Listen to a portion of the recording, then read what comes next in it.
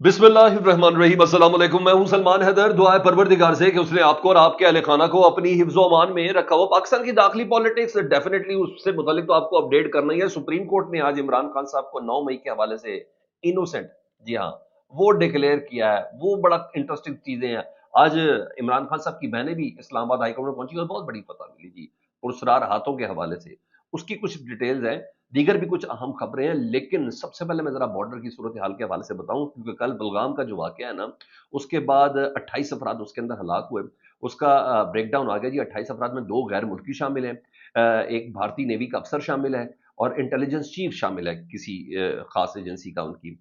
और बाकायदा तौर पर पाकिस्तान ने इस सिलसिले में आज मजम्मत भी की है ऑफिशियली दफ्तर खारजा की तरफ से। लेकिन सूरत हाल इसलिए हाई अलर्ट पर चली गई है क्योंकि पाक भारत सूरत हाल ऑलरेडी काफ़ी ज़्यादा कशीदा, और इस मौके पर ये भारत की जानिब से किसी फॉल्स फ्लैग ऑपरेशन, जिस तरीके से मीडिया, भारतीय मीडिया कवर कर रहा है, ये डेफिनेटली गैर मामूली। क्योंकि आमतौर पर भारत ये तब हरकतें करता है, पुलवामा ले लें, उड़ी ले लें, इन तमाम वाकयात के हवाले से, कि जब भारत में कहीं ना कहीं, कहते हैं ना, जब चुनाव करीब होता है ना, तो उस वक्त, या इलेक्शन जब करीब होता है उस वक्त करते हैं। लेकिन इस बार सूरत हाल बिल्कुल डिफरेंट है, और वो मैं आपको बताऊंगा किस वजह से है।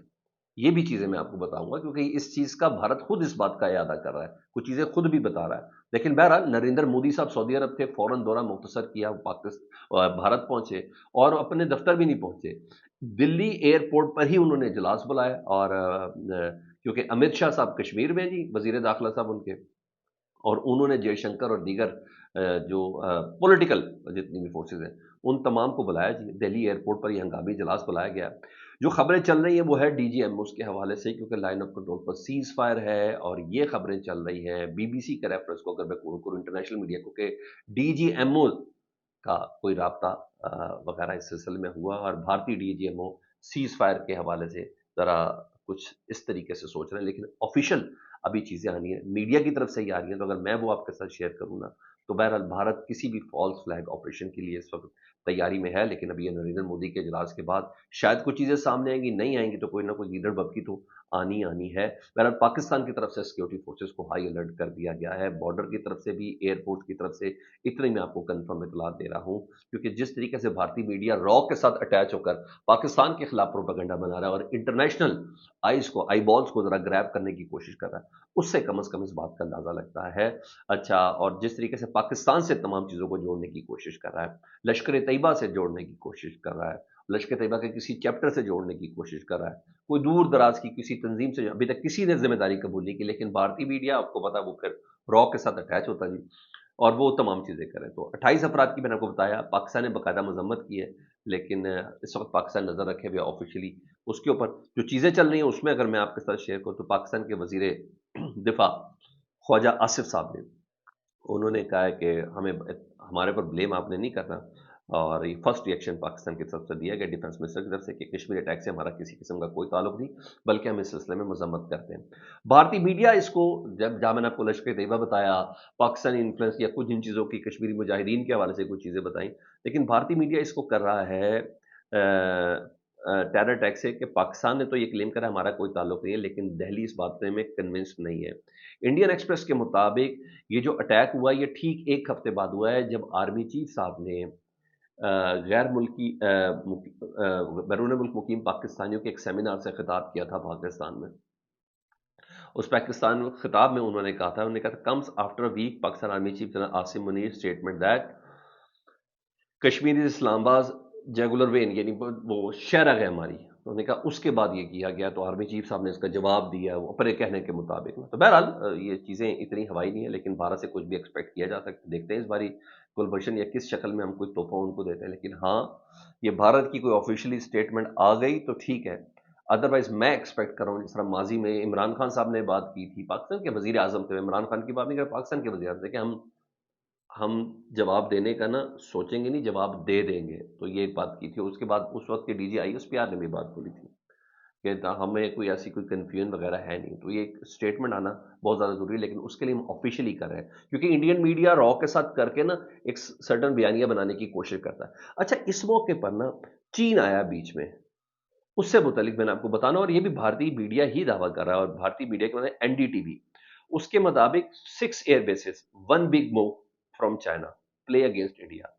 انہیں کہا 6 ایئر بیسز ہیں نا جو بارڈر کے قریب ہیں، اور پوری فوٹیجز کے ساتھ ساتھ انہوں نے کیا ہے، یہ فوٹیجز کے ساتھ ساتھ انہوں نے کیا ہے۔ انہوں نے کہا 6 ایئر بیس میں نا ایک بڑی موو ہوئی ہے جی، اور چائنا انڈیا کے ساتھ اس دوران کھیل رہا ہے جی، اور the Indian air force I F which has reviewed images in this report told NDTV we have our mechanism in place and we keep ourselves aware۔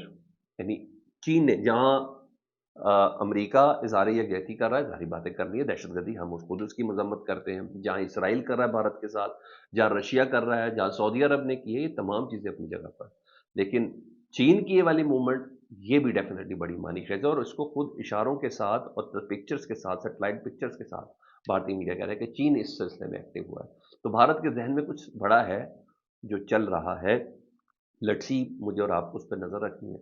اور پھر اگین وہی بات آ گئی کہ پاکستان کو اس وقت پاکستانیت کی بہت زیادہ ضرورت ہے، اور وہ تبھی ہوگی جب کوئی سیریس کوشش کی جائے گی پولیٹیکل سٹیبلٹی کے حوالے سے۔ اب آؤں ذرا میں پاکستان کی خبروں میں، تو سپریم کورٹ نے سر تو آج جو حکومتی بیانیہ، پنجاب حکومت کا بیانیہ یا کچھ طاقتور ہے اس کی تو بالکل کہتے ہیں دبردوز کر کے رکھ دی ہے۔ آج عمران خان صاحب کی ضمانتوں کے حوالے سے، ضمانتیں کینسل کرنے کے حوالے سے جو پنجاب حکومت کا جو موقف تھا، آج تو سپریم کورٹ نے اس کے ساتھ کمال کیا جی، 3 رکنی بینچ سماعت کر رہا تھا، سپریم کورٹ نے عمران خان صاحب کے جسمانی ریمانڈ کے لیے پنجاب حکومت کی دائر اپیلیں بالکل نپٹا دی ہیں جی، لیکن کوئی چکر ہی کوئی نہیں ہے۔ جسٹس ہاشم کاکڑ نے ریمارک دیا کہ ملزم کی گرفتاری کو 1.5 سال گزر چکا ہے، اب آپ جسمانی ریمانڈ مانگ رہے ہیں، جسمانی ریمانڈ کا سوال ہی پیدا نہیں ہوتا، سیدھا تسلی کو کوئی عمران خان کا جسمانی۔ تو جسٹس صلاح الدین بولے کبھی سنگین نوعیت کے مقدمات میں تو آپ نے پولیگرافک اور فوٹوگرافک ٹیسٹ نہیں کروائے، توقع ہے عام آدمی کے مقدمات بھی حکومت اتنی ایفیشنسی کے ساتھ سنے گی۔ تو آج سپریم کورٹ کی طرف سے بڑی ٹھنڈی ہوا آئی ہے عمران خان صاحب کے لیے، شکر ہے اس میں وہ والے ججز شامل نہیں ہیں، لیکن بہرحال یہ ایک اچھی بڑی خبر ہے۔ اور مزید اس کی کچھ ڈیٹیلز ہے تو میں آپ کو بتا دیں، تو سماعت کے دوران نا ٹرائل کورٹ سے رجوع کر سکتی ہے جی، یہ تمام چیزیں انہوں نے ضرور کی ہیں جی۔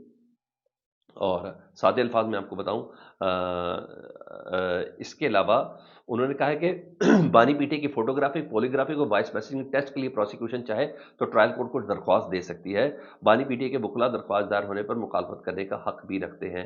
ملزم کی گرفتاری کو 1.5 سال گزر چکا، اب تو جسمانی ریمانڈ کا سوال ہی پیدا نہیں ہوتا۔ ملزم کے فوٹوگرافک، پولیگرافک، وائس میسیجنگ ٹیسٹ کرانے ہیں۔ پروسیکیوٹر نے جب یہ بولا تو انہوں نے کہا نہیں، قتل و زنا کے مقدمے تو ایسے ٹیسٹ کبھی نہیں کرائے گئے، تو توقع ہے عام آدمی کے مقدمات بھی اسی طریقے سے سنے جائیں گے۔ بہرحال وہ جو ایک بیانیہ بنانے کی کوشش تھی، اس کو آفیشیلی طور پر اگر آپ کہا جائے تو سر وہ مکمل طور پر پٹ گیا جی۔ کورٹ رپورٹرز یہ کہتے ہیں کہ سپریم کورٹ میں عمران خان صاحب کی ضمانت منسوخی کی جو 5 درخواستیں تھیں اور ریمانڈ فزیکل کی جو 12 درخواستیں، تمام کی تمام سپریم کورٹ نے مسترد کر دی ہیں۔ درخواستیں پنجاب حکومت کی طرف سے لاہور کے 9 مئی کے مقدمات میں دائر کی گئی تھیں۔ تو سر وہ کہتے ہیں نا جو چپ رہے گی زبان خنجر تو لہو پکارے گا آستین کا، شکر ہے آئینی بینچ میں علیحدہ معاملات ہیں، چیف جسٹس کہیں اور ہے، لیکن یہ 3 رکنی بینچ بتا رہا ہے نو ڈرامے بازی۔ انہوں نے کہا یہ اتنی ایفیشنسی ہے، دیگر قتل و زنا کے مقدمہ میں بھی ڈالو، یہ ساری چیزیں عمران خان کے اوپر رکھنی ہے، اور 1.5 سال بعد مجھ سے کون سا ہے آپ لوگ مانگ رہے ہیں، تو بالکل مسترد کی ان تمام درخواستوں کو۔ ادھر عالیہ حمزہ صاحبہ کی بہرحال وہ ایک certain heat of the moment تھی، ان کو اندر رکھنا تھا کیونکہ وہ بہت زیادہ ان کا گراف اوپر جا رہا تھا جی، لوگوں کو موبائل کرنے میں، لوگوں کو ایکٹیو کرنے میں۔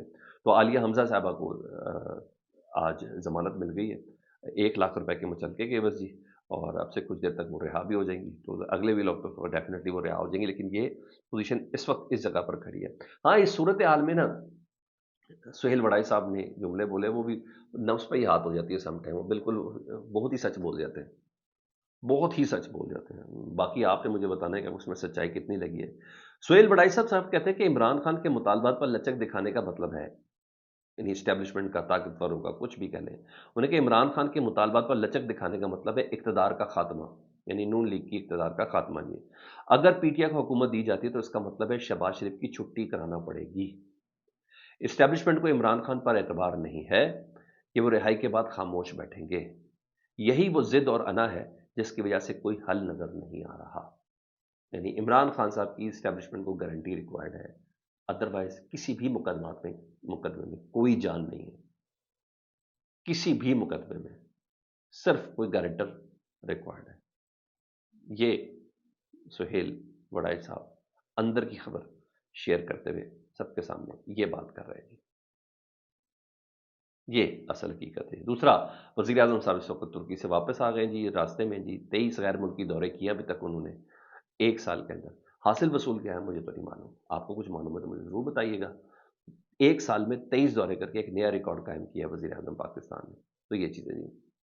دوسرا، عمران خان صاحب کی بہنیں آج علیمہ خان صاحبہ اسلام آباد ہائی کورٹ پہنچی تھی توہین عدالت کی درخواستیں اور دیگر درخواستیں لے کے جی، تو علیمہ خان صاحبہ نے اسلام آباد ہائی کورٹ سے بعد میڈیا سے گفتگو کی، لیکن وہ اسلام آباد ہائی کورٹ میں بھی گفتگو کرنا چاہ رہی تھی، تو جسٹس ڈوگر صاحب نے کیس سماعت کے لیے مقرر کرنے کا معاملہ انتظامی سائٹ پر رکھنے کی یقین دہانی کرائی۔ انہوں نے کہا آپ سیکرٹری کو بتایا، علیمہ خان صاحبہ نے بات کرنے کی، تو جسٹس ڈوگر اور جسٹس انعام امین منہاس انہیں سنے بغیر ہی وہاں سے اٹھ کے چلے گئے، لیکن انہوں نے پھر میڈیا سے گفتگو کی علیمہ خان صاحبہ نے، اور علیمہ خان صاحبہ نے میڈیا سے گفتگو کرتے ہوئے لگا کہ ہماری پٹیشن لگ گئی، کل سماعت ہوگی۔